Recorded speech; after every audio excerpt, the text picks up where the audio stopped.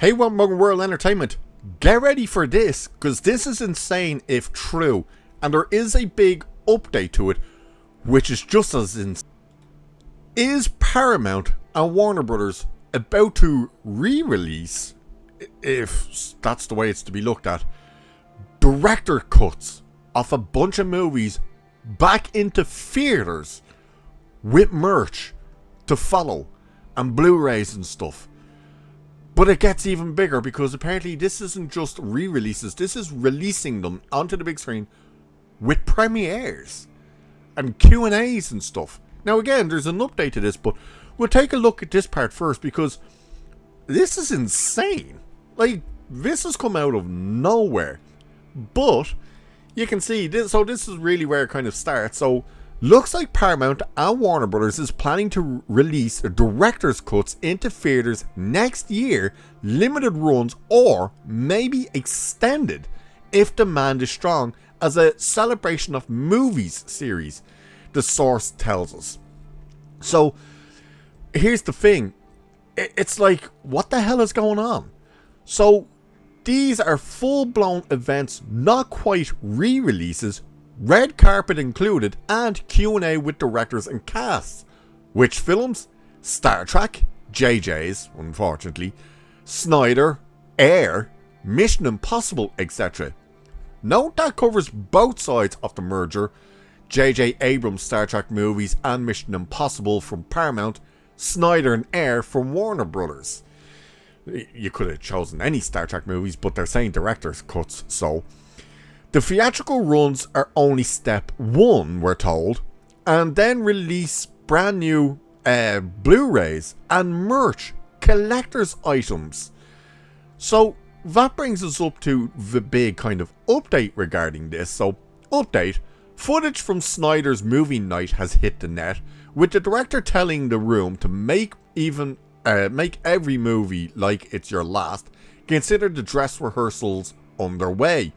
Paramount and Warner Brothers Discovery are planning to release director's cuts in theaters next year, we're told, as part of a celebration of movie series featuring the likes of Zack Snyder, David Ayer, Star Trek, Mission Impossible, and Harry Potter. Brand new Blu-rays and collector's merch will follow the theatrical runs. This comes via the same source that told them about its open season on Peter Safran and stuff like that, and James Gunn, that they're going to be out once the merger's done. So the thinking, per the source: easy, quick way to make money from loyal fandoms and gauge demand for future projects.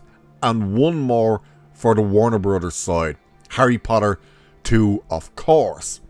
Now, when they're saying director's cuts and they have David Ayer's name in there, are we actually finally going to get the Suicide Squad Ayer cut? Because he has been pushing for that forever. Fans have actually been pushing for that forever. Doesn't mean it's still going to be a good movie. It still could be a pile of crap or whatever. But he's been pushing for it, and he's talking about it again. So, I don't know. So the timing here is not subtle. On Monday, Snyder was back on the Warner Brothers lot to host a screening of Excalibur for staffers, invited by film chiefs Michael DeLuca and Pam Abdi, where he reportedly received a hero's welcome. That follows his selfie from the lot set to a song called Home. Yeah, he was there to promote all that stuff, and yet they were running with, that's the indication that the Snyderverse is back. Snyderverse is never coming back. You really need to drop that one. So David Ayer posted from the lot the same day, on the 10th anniversary of Suicide Squad. So the source didn't name specific titles, but the obvious reads are sitting right there. Zack Snyder's Justice League on the big screen. They just put it on HBO Max, didn't they? Possibly the full 4-hour cut in IMAX. And the Ayer cut of Suicide Squad finally released in theaters and on 4K discs. Remember, the Ayer cut has never been released in any form. A theatrical run with a red carpet and a director Q&A would be the biggest fan event Warner Brothers could stage. That's providing people actually have interest. But it's really weird. What would you be willing to put money into doing premieres and stuff like that for movies that are already out there and exist? Granted, this would be a director's cut and stuff, but Warner Brothers has just pulled the plug on the likes of Barbie 2 because they were like, we're not meeting the demands of the, like, for the money that the stars want and the directors want and stuff.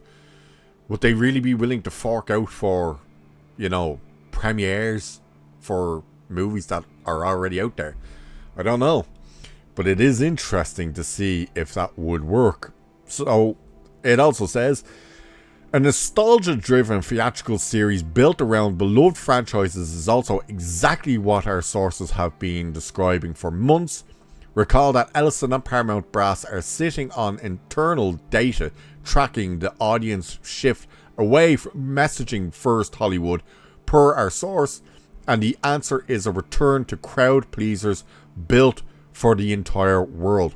Ellison wants to take Paramount Warner Brothers back to what works globally, and that's rooted in the 80s. I remember them talking about this stuff ages ago. Insiders told us our Star Trek reboot exclusive, pointing to Top Gun Maverick, Michael and The Dark Knight Returns as the models. It's already operational. Danny McBride is officially directing the new G.I. Joe movie, an 80s property played straight, and Paramount's A Nightmare on Elm Street project is set in the world of the 84 original. And just this week, Paramount dated its remake of Possession. Remake of Possession? I'm not even going to attempt to pronounce that name. The 81 cult horror classic for theaters on June 11, 2027, with Smile director Parker Finn at the helm and Callum Turner and Margaret Crawley, I'm not sure, starring. They're hardly going to call it Possession. Oh no, that's Obsession that just came out. Oh yeah. Classic franchises back in theaters, 80s IP remade and played straight, loyal fandoms treated as the core audience. It's only one strategy. So, yeah, I love this, the physical. This is insane if this is actually true though. Like, if they're actually going to do this and put these movies, director's cuts. Now, the director's cuts might only be for, like, the Ayer cut and the Snyder cut, because it doesn't really hint that Mission Impossible movie would be, or Harry Potter would be director's cuts and stuff, but are they really going to invest in this? It seems to be more from the Paramount end of things. Collector's editions would be cool. And it says not just collector editions as in Blu-rays and 4Ks and stuff. They're saying merch. So, like, are we going to start getting t-shirts and collectibles and stuff like that? Like, doubling down on that stuff could be great. It's just, I think if you put Harry Potter back on the big screen in the Mission Impossibles, you're definitely getting an audience. I don't know whether you'd get the audience for putting the Snyder cut back onto the big screen. Because, let's face it, everyone who loves it owns it. And it's on HBO Max. Plus, it's 4 hours. So, if that was on the big screen, you'd think they'd have to put a break in it. You know, an intermission. So, after the first 2 hours, like, put the intermission in. Give you, like, 15-20 minute break. And then finish off the movie. But that would be a long-ass day. The Ayer cut. Would that get people interested in seeing that on the big screen? That's the question. Out of all of these things, I think that's the one where you're like, would that have an audience to be willing to go and see it in the cinema? Or would they be like, just put it on streaming, we'll watch it there or something? That's a real interesting one. Because, you know, seeing interest on X isn't seeing asses in seats in a cinema. But it's very interesting, and this really has just come out of nowhere, this idea of they're going to put, on both Paramount and Warner Brothers, are going to put out director's cuts and have Q&As and premieres and so. I don't think you're going to get anyone going for JJ Star Trek. You'll get a handful, but, like, come on. You put out, like the motion picture, or the Rat the Khan, Search for Spock, Voyage Home, all that stuff, you're getting asses and seats. JJ's? I don't think so. But what do you guys think? Number 1, would you be interested in going back to the cinema to see these movies? Number 2, would you be interested in seeing David Ayer's Suicide Squad, the Ayer cut, on the big screen? Number 3, would you be interested in the Blu-rays and 4Ks of these things? And number 4, the overall merchandise that could follow. Would you be interested? Do let me know, because this is fascinating to me. And more information that comes out about this, the more I shall keep you guys informed. But let me know what you think about all this.